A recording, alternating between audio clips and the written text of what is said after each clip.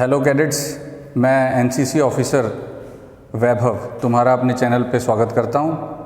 हमने टॉपिक शुरू किया हुआ था पर्सनैलिटी डेवलपमेंट, और इस टॉपिक में हमने कुछ लाइफ स्किल्स के बारे में जाना था कि लाइफ स्किल क्या होती हैं, उनकी इम्पोर्टेंस क्या है। और फिर हमने एक लाइफ स्किल सेल्फ अवेयरनेस ये पूरी तरह डिस्कस की थी, जिसमें कि बॉडी इमेज एक बहुत इम्पॉर्टेंट टॉपिक शामिल था, स्वॉट एनालिसिस शामिल था। तो अब हम अगली अपनी लाइफ स्किल की तरफ चलते हैं। अगली लाइफ स्किल है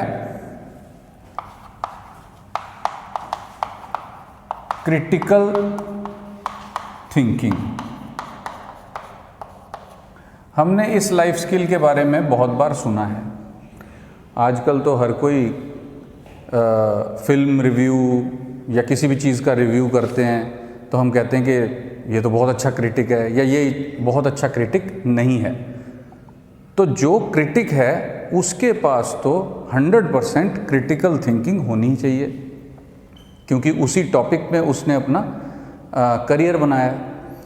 लेकिन हर एक के बस की बात नहीं होती क्रिटिकल थिंकिंग वो डेवलप कर पाता है कि नहीं कर पाता, क्योंकि हम ज़्यादातर ये इमेजिन कर लेते हैं कि क्रिटिकल का मतलब है क्रिटिसिज्म, और क्रिटिसिज्म का मतलब है बुराई करना, जबकि ऐसा क्रिटिकल थिंकिंग में नहीं होता। क्या क्या रिक्वायरमेंट्स हैं इसकी हम लिखते हैं। ये क्वेश्चन आ जाता है पेपर में कई बार कि रिक्वायरमेंट्स पर्सन में क्या क्या होनी चाहिए क्रिटिकल थिंकिंग के लिए। तो जो मैं लिख रहा हूँ साथ साथ में लिख लो। सबसे पहले एनालाइजिंग इंफॉर्मेशन। जो इंफॉर्मेशन आपके पास आई उसको प्रॉपरली आपने एनालाइज आप कर सके कि नहीं कर सके। एनालाइज करने का मतलब है सिक्के के दोनों पहलू देखना, इम्पोर्टेंस कि कितना उसकी ज़रूरत है, कितनी उसकी लिमिटेशन है, क्या क्या उसके फ़ायदे हैं। किसी भी चीज़ का सिर्फ नुकसान होना या सिर्फ फ़ायदा होना पॉसिबल नहीं है। जैसे हर पेज के दो फेसेस होते हैं, हेड होता है तो टेल भी होता है। तो ऐसे ही एनालिसिस हम करते हैं कि किसी चीज़ की इम्पोर्टेंस कितनी है, कितनी चाहिए, और उसके क्या क्या लिमिटेशंस हैं और क्या क्या उसके नुकसान हैं या फ़ायदे हैं। तो ये बहुत ज़रूरी एस्पेक्ट है। अगली रिक्वायरमेंट क्या है? Reasonable solutions. Reasonable solutions based on evidences। अगर हम कोई सॉल्यूशन दे भी रहे हैं किसी इंफॉर्मेशन के लिए या किसी प्रॉब्लम के लिए, तो वो जो हमारा सॉल्यूशन है वो बायस्ड नहीं होना चाहिए। वो किसी थिंकिंग के ऊपर अगर बेस्ड है तो वो क्रिटिकल थिंकिंग पे बेस्ड होना चाहिए, ना कि हमारी अपनी सोच या हमारे पुराने एक्सपीरियंसेस, हमको क्या बुरा लगता है क्या अच्छा लगता है, उस पे बेस्ड नहीं होना चाहिए। वो एविडेंसेस पे बेस्ड होना चाहिए कि अगर रीजनेबल सॉल्यूशन हम एविडेंसेस पे बेस्ड ले रहे हैं तो इसका मतलब हम क्रिटिकल थिंकिंग को अपने अंदर ग्रहण कर रहे हैं और ये ठीक बात हो रही है। उसके बाद हमारे पास प्रॉब्लम सॉल्विंग एबिलिटी होनी चाहिए। और प्रॉब्लम सॉल्विंग एबिलिटी मतलब कुछ प्रॉब्लम को प्रॉपरली एनालाइज करके उसको सॉल्व करना, ना कि प्रॉब्लम को जड़ से उखाड़ने की कोशिश करना। इसमें फ़र्क होता है। हम कई बार देखते हैं जैसे कि हमारे को क्या प्रॉब्लम आ रही है, बस उसके बारे में सोच के उसको सॉल्व कर देना ताकि हमारी डेली लाइफ ईजी हो जाए, ना कि अपना रूटीन ही बदल देना कि भाई हम ये इस रूटीन में चलेंगे तो ये दिक्कत तो आएगी, तो रूटीन बदलो। प्रॉब्लम सॉल्विंग टेक्निक होती है कि जो प्रॉब्लम है उसको वहाँ पे सॉल्व करने की कोशिश करना, बाकी चीज़ों को वैसे ही रहने देने की कोशिश करना। और फिर हमारी लास्ट रिक्वायरमेंट जो है सबसे ज़रूरी, वो है evaluation. Evaluation of information. Evaluation of information जिसमें कि हम ये कह सकते हैं कि ये इंफॉर्मेशन कितनी यूज़फुल है, कितनी रेलेवेंट है और कितनी रिलायबल है। तो ये बेसिक नीड्स हैं। अगर हम इस तरह से सोचते हैं, हमारा फ्लो चार्ट दिमाग का ऐसा चलता है, तो हम कह सकते हैं कि हम क्रिटिकल थिंकिंग की तरफ चल रहे हैं, हमारी थिंकिंग वाकई क्रिटिकल एनालिसिस की तरफ जा रही है। अदरवाइज़ अगर इनमें से कोई भी एक पॉइंट हम छोड़ते हैं तो हम नहीं कह सकते कि हम क्रिटिकल थिंकिंग में बहुत अच्छे हैं, नहीं कह सकते। तो अब एटीट्यूड रिक्वायर्ड कौन से हैं, हमारे अपने माइंड के एटीट्यूड, हम वो लिखेंगे, क्योंकि क्वेश्चन भी आ जाता है इस पेपर में कि एटीट्यूड्स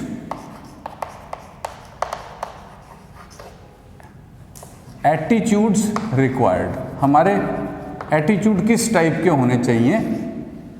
ये तो रिक्वायरमेंट हमारी सोच की है, लेकिन हमारे माइंड में जिस तरह की थिंकिंग है हमारी, हमारा एटीट्यूड कैसा होना चाहिए ताकि हम कह सकें कि हाँ हम किसी चीज़ को क्रिटिकली एनालाइज कर सकते हैं, अदरवाइज हमें एबिलिटी नहीं है। तो सबसे पहला पॉइंट देखो, सबसे इम्पॉर्टेंट है। सबसे पहले क्या है? ओपन माइंडेडनेस, कि हम बायस्ड ना हों, किसी की बात आंख बंद करके ना माने। ओपन माइंडेडनेस होनी चाहिए। हर एक का थॉट इक्वली इम्पोर्टेंस रखता है, और इस बात को हम समझें कि अगर कोई हमसे, मान लो बहुत छोटा कोई स्टूडेंट है या कोई हमारे परिवार में कोई बहुत छोटा मेंबर है, लेकिन उसने बहुत अच्छा सल्यूशन बता दिया, तो उसकी बात को उतनी ही अहमियत दें, ओपन माइंड रखें। जिसको हम अक्सर तो तुमने सुना होगा कि छोटों को हम कह देते हैं कि तू तो बहुत छोटा है भाई, तू चुप कर जा, तू नहीं इस काबिल के हमें समझा सके। लेकिन उसकी बात को अगर प्रॉपर इम्पोर्टेंस तुम इस तरह दे देते हो कि वो सही बोल रहा है तो उसको मान भी लो, उसमें क्या है। तो ईगो से नहीं हमने डिसीजन लेने, ओपन माइंडेडनेस रखनी है। ये पहला पॉइंट। अगला पॉइंट है, अब ओपन माइंडेडनेस होगी तो फ्लेक्सिबल नेचर भी होगा। तो नेचर फ्लेक्सिबल होनी चाहिए कि जो मैंने कह दिया बस वही होगा, ऐसा ना हो जो मैंने कह दिया हमने तो वही करना है, अदरवाइज हम देखेंगे भी नहीं। ये फ्लेक्सिबल नेचर नहीं है। फ्लेक्सिबल नेचर क्या है कि जैसे प्रॉब्लम सॉल्व होती है वैसे कर लो, हम हर तरह से काम करने को रेडी हैं। उसके बाद अगला पॉइंट आता है अनबायस्ड थिंकिंग। अनबायस्ड थिंकिंग, अब अनबायस्ड थिंकिंग तो तुम जानते ही हो कि किसी का पक्ष लेके सोचना और किसी के खिलाफ सोचना, या अपने एक्सपीरियंसेस से हमने मान लिया कि वो तो हैं ही गलत और हम हैं ही सही, या ये चीज़ तो मेरे लिए ठीक ही रहेगी। एनालाइज करके फिर डिसीजन लेना, बायस्ड ना होना, पक्षपाती ना होना। Clear and rational thinking. तो क्लियर एंड रैशनल थिंकिंग में कोई खास समझाने वाली बात नहीं। क्लियर थिंकिंग मतलब हमारे थॉट्स क्लियर होने चाहिए। क्लियर थॉट्स का क्या मतलब है? क्लियर थॉट्स का मतलब है कि हम अपना एम जानते हैं कि हमने करना क्या है। कई बार हम एम तो जानते होते हैं लेकिन हमारी थिंकिंग अलग ट्रैक पे चल रही होती है, कुछ और सोच रहे होते हैं। तो क्लैरिटी होनी चाहिए कि एम क्या है, करना क्या है। और रैशनल थिंकिंग, रैशनल थिंकिंग का क्या मतलब हुआ?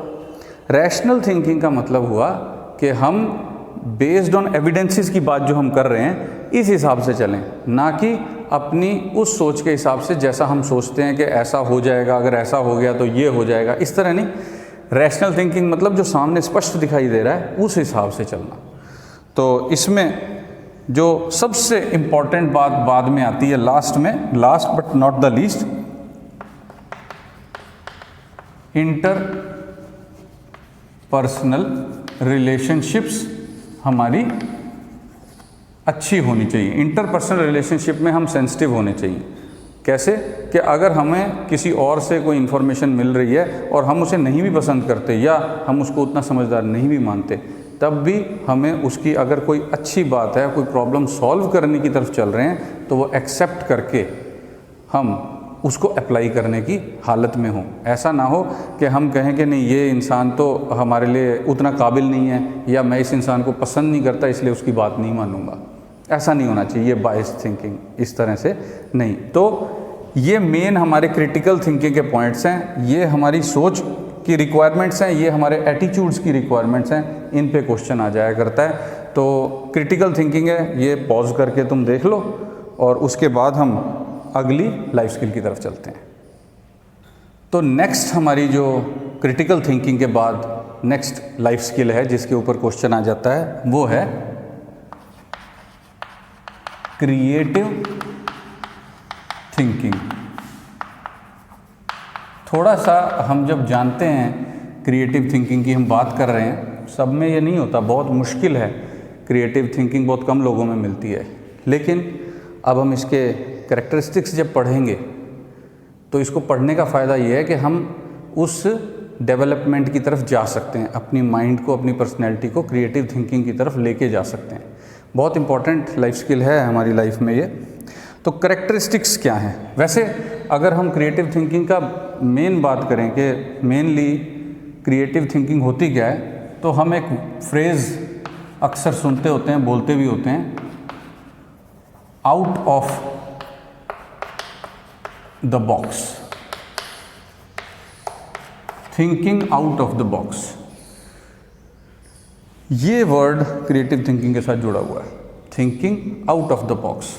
थिंकिंग भी लिख देते हैं चलो इसके ऊपर, thinking out of the box he creative thinking है एक्चुअली, कि जो हमारे पास पुराने ढर्रे से चलने वाले सिचुएशन है उससे अलग हटके उससे अच्छा रिजल्ट कैसे हम दे सकते हैं। करंट सिचुएशन में जो भी हमारे पास अवेलेबल मटेरियल है, अवेलेबल रिसोर्सेज हैं, उसमें उन्हीं अवेलेबिलिटी में रहते हुए उससे ज़्यादा अच्छा रिजल्ट ले लेना, किसी और ढंग से, किसी नए तरीके से सोचना, नई सोच को ही क्रिएटिव थिंकिंग में सबसे ज़्यादा इम्पोर्टेंस मिली हुई है। और नए ढंग से जब हम सोचते हैं तभी हम क्रिएटिव कहलाते हैं। क्रिएशन अपने आप में यही चीज़ है कि कोई नई चीज़ हम पैदा कर रहे हैं, कोई नया विचार पैदा कर रहे हैं, वही क्रिएटिव थिंकिंग है। तो कैरेक्टरिस्टिक्स लिखते हैं इसके हम, क्योंकि क्वेश्चन पेपर में कई बार आता है ये कि right the characteristics of creative thinking. तो कैरेक्टरिस्टिक्स क्या हैं, मेरे साथ साथ लिखते जाओ। सबसे पहले तो हम क्यूरियस रहें। क्यूरियस मतलब हम हमेशा किसी न किसी चीज़ में इंटरेस्टेड रहें। इंटरेस्टेड किस में रहेंगे? अगर हमें कोई प्रॉब्लम आ रही है, कोई प्रॉब्लम हमने देख ली, क्यूरियस एंड सीकिंग। मान लो हमने अपनी लाइफ में कोई प्रॉब्लम देखी कि हाँ या इस तरह से काम करते हुए ये अड़चन आती है, ये प्रॉब्लम है, तो वो देखनी, सीकिंग वो होनी चाहिए, और उसमें हम क्यूरियस रहें। क्यूरियस मतलब कि हम किस तरह से इसको सॉल्व कर सकते हैं, दिमाग लगाने के लिए तैयार रहें।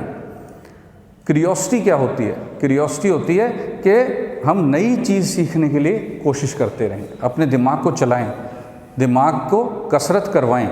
तो क्यूरियस रहना पड़ेगा, और क्यूरियस के साथ ही सीकिंग मतलब हम प्रॉब्लम को देखने के काबिल भी हों। कई बार तो हमें पता ही नहीं चलता, हम ऐसे ही निकल जाते हैं रास्तों से, और कोई प्रॉब्लम हमें जब कोई आके बताता है कि उस रास्ते पे तो ये प्रॉब्लम है, तो हम कहते हैं भाई हमने तो देखा नहीं।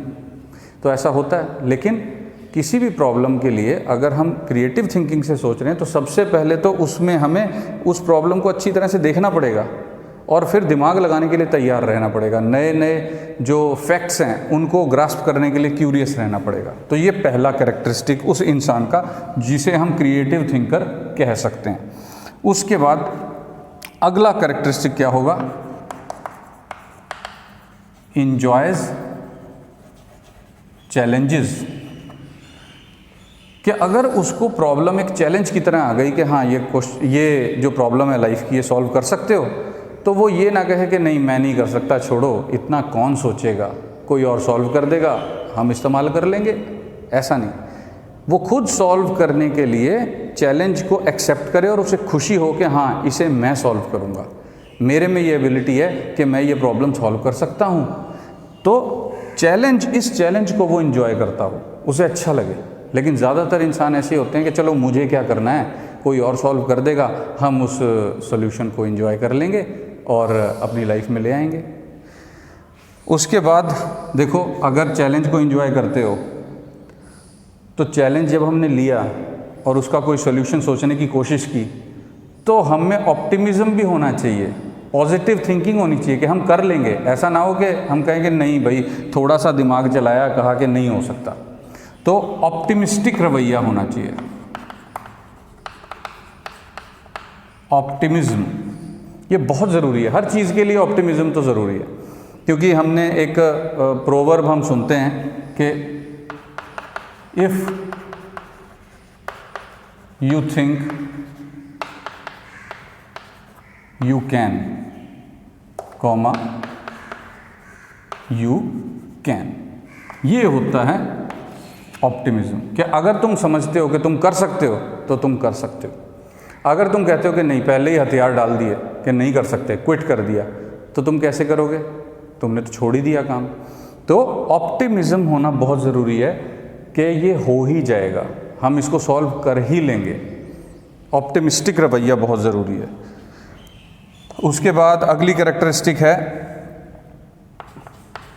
Not judgemental.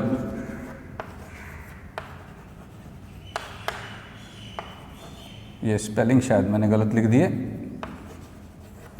Not judgemental. कई बार हम किसी भी प्रॉब्लम के बारे में या किसी इंसान के बारे में जजमेंट ही दे देते हैं। जैसे हम कहते हैं नहीं नहीं, ये प्रॉब्लम नहीं सॉल्व हो सकती, भाई रहती दुनिया तक ये रहेगी। जजमेंट, यही जजमेंट होती है कि हम जज बन गए। तो ऐसा नहीं रवैया होना चाहिए कि हमने कह दिया ये तो हो ही नहीं सकता या फिर ये तो हो ही जाएगा, ऐसा नहीं। हो पाएगा ये देखने के बाद।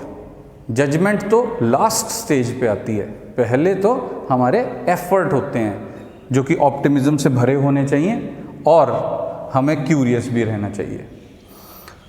फिर अब देखो, हम कह रहे हैं कि thinking out of the box, तो ये कैसे होगा, जब हम थोड़े से इमेजिनेटिव होंगे। पर्सनैलिटी थोड़ी सी इमेजिनेटिव होनी चाहिए, यानी इमेजिनेशन कर सके इंसान। ये ना हो कि कोई उसको अगर सॉल्यूशन बता भी रहा है तो वो कहे नहीं ऐसा तो हो ही नहीं सकता, मैं तो सोच ही नहीं पा रहा, और वो सोच ना पा रहा हो और दूसरे को वो चुप कराता चला जाए। इमेजिनेशन पावरफुल होनी चाहिए, तभी हम आउट ऑफ द बॉक्स सोच पाएंगे और फिर हम कहेंगे कि हाँ हमारे अंदर क्रिएटिव थिंकिंग है, हम क्रिएटिव थिंकर हैं। इमेजिनेटिव होना चाहिए। और इमेजिनेटिव कैसे बनेंगे हम? इमेजिनेटिव बनेंगे जब हमारे पास फैक्ट्स हमें तो पता होंगे, हिस्ट्री थोड़ी सी हमें पता होगी और हम अच्छा लिटरेचर पढ़ते हों। देखो एक बड़ी अच्छी एग्जांपल लेते हैं। साइंटिस्ट ने हवाई जहाज़ बहुत बाद में बनाया, उससे 400 साल पहले एक पेंटर ने, जो कि साइंटिस्ट भी नहीं था, उसने हवाई जहाज़ या हेलीकॉप्टर की ड्राइंग बनाई थी। ड्राइंग वो थी thinking out of the box, वो थी क्रिएटिव थिंकिंग। और उसी को जब बाद में, और उस वक्त उसका मजाक भी उड़ाया गया होगा ऑब्वियसली कि कोई लोहे की चीज़ उड़ कैसे सकती है, लेकिन जब बना तो आजकल हम जानते हैं कि कितने आराम से हम मान लेते हैं कि हाँ ये लोहे का इतना बड़ा जहाज़ और वो हवा में उड़ेगा। तो क्रिएटिव थिंकिंग साइंटिस्ट की होती है, ज़रूरी नहीं है। वो फिलॉसफी जो है वो कहाँ से आई? लिटरेचर पढ़ के आई, जो हमारे अंदर विचार पैदा करे। विचार से ही तो हम इमेजिनेटिव हो पाएंगे, विचार से ही हम ऑप्टिमिज्म में जा पाएंगे कि कोई काम हो सकता है, कोई काम नहीं हो सकता। ये सब लिटरेचर पढ़ के, हिस्ट्री पढ़ के। तो इसका क्या मतलब हुआ कि ये सारी चीज़ें कब आएंगी? जब हम हिस्ट्री पढ़ेंगे, जब हम अच्छा लिटरेचर पढ़ेंगे, वहाँ से आएगा। तो चलो अगले हम अपने कैरेक्टरिस्टिक की तरफ चलते हैं। सीज, वो प्रॉब्लम को एक अपॉर्चुनिटी की तरह देखना चाहिए हमको। कि सीज प्रॉब्लम एज अपॉर्चुनिटी, कि मेरे पास मौका है कि अब इस प्रॉब्लम को सॉल्व कर दिया जाए और अपनी लाइफ को एक अलग मोड़ दे दिया जाए। जैसे कि ये वीडियो, पहले किसने सोचा था कि इस तरह वीडियो से पढ़ाई होगी, लेकिन जब कोरोना आया, इतना लंबा लॉकडाउन लगा, तो फिर आउट ऑफ द बॉक्स सोचना पड़ा और फिर सारे टीचर्स ने ऑनलाइन पढ़ाना शुरू किया, वीडियोस बनाने शुरू किए। और हमारा लास्ट जो कैरेक्टरिस्टिक है वो है does not give up easily. बहुत जल्दी हार नहीं माननी चाहिए हमको। जो इंसान बहुत जल्दी हार मान लेता है वो कभी भी क्रिएटिव थिंकर नहीं हो सकता। अगर मैंने कहा कि नहीं, ये मैंने तो भाई क्यूरियस भी मैं हो गया, मैंने प्रॉब्लम देख भी ली, मैंने चैलेंज तो एंजॉय किया था, ऑप्टिमिस्ट भी मैं था, मैंने जजमेंट भी बहुत जल्दी नहीं दी, लेकिन बहुत जल्दी हमारी जो एनर्जी है वो डाउन हो जाए, हिम्मत हमारी जवाब दे जाए कि नहीं मैं नहीं कर सकता, क्विट कर दे। ये जो बहुत जल्दी अगर कोई कर देगा तो फिर वो ये सब कुछ अप्लाई करके भी रिजल्ट तक नहीं पहुंच पाएगा। तो ये कैरेक्टरिस्टिक्स हैं क्रिएटिव थिंकिंग के, जो कि क्वेश्चन पेपर में आ जाता होता है। तो हमने आज 2 लाइफ स्किल्स के ऊपर बात की, critical thinking and creative thinking. ये पॉइंट्स को एलैबोरेट करना अपनी भाषा में तुम कर सकते हो। और आज का लेक्चर हम यहीं ख़त्म करते हैं। Thank you.